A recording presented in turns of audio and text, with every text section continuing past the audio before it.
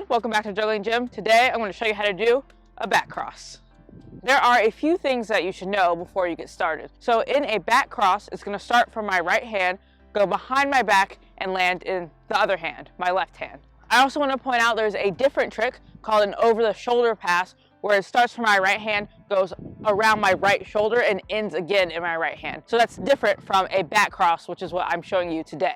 Something else that's really important when you start learning back crosses is you don't want to use a heavy juggling ball. It seems obvious, but sometimes as you're learning, you're inevitably going to hit your head and mess up. And since I have a squishy juggling ball, that's fine. I'm going to show you how to do a single back cross, which is where you're juggling normally, you do a single back cross, and then you continue juggling normally. This is a lot easier than continuous back crosses, where every single throw is behind the back. As usual, the first step is just to start with one ball. When people do a back cross naturally, they want to do something like this. So notice that my hand is reaching all the way across my back, and that's where I make the throw from, because that's what feels natural. The problem is that this causes your shoulder to kind of move into an awkward position. Each time that you're throwing from this position, you're going to kind of hurt your shoulder. So if you keep juggling like this over and over again, then you might actually end up really hurting your shoulder, and then you won't be able to juggle for a bit.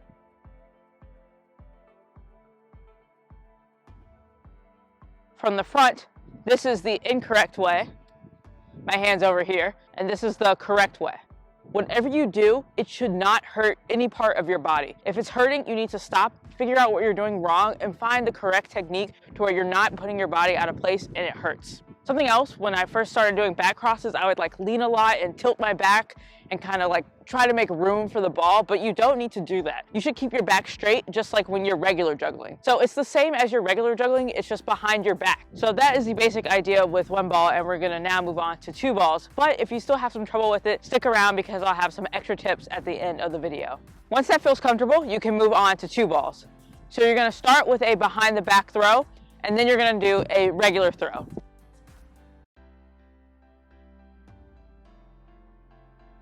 The next exercise with two balls, you want to throw the regular throw first and then the back cross. In the beginning, it can feel super rushed because you're doing a regular throw and then you suddenly have to move your arm to do a back cross. But the thing is, you have as much time as you need. You just need to make sure that you throw the regular throw really high. And then as you get used to it, you can start lowering that throw. But in the beginning, you want it to be high so you have enough time to do the back cross.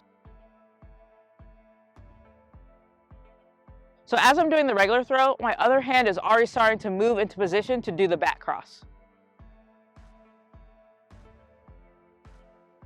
Once you move on to three balls, it's really similar to the two ball exercise you just did. So for me, the setup throw is with my left hand because that's my non-dominant hand. And then as soon as I make that high throw, I start moving my right hand into position to do the back cross.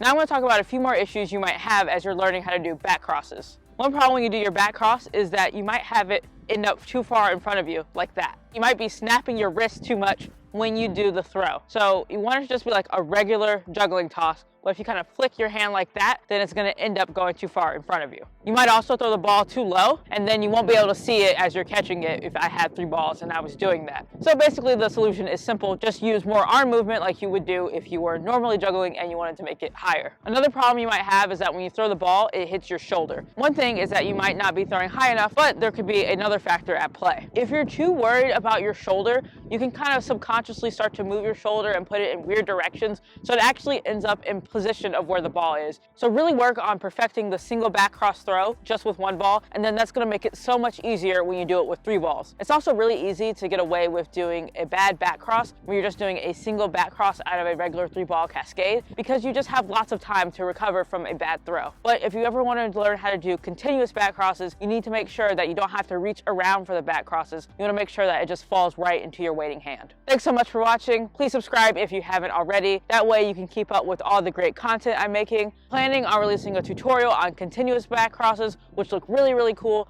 So definitely subscribe so you can get notified about that. Keep juggling and have fun.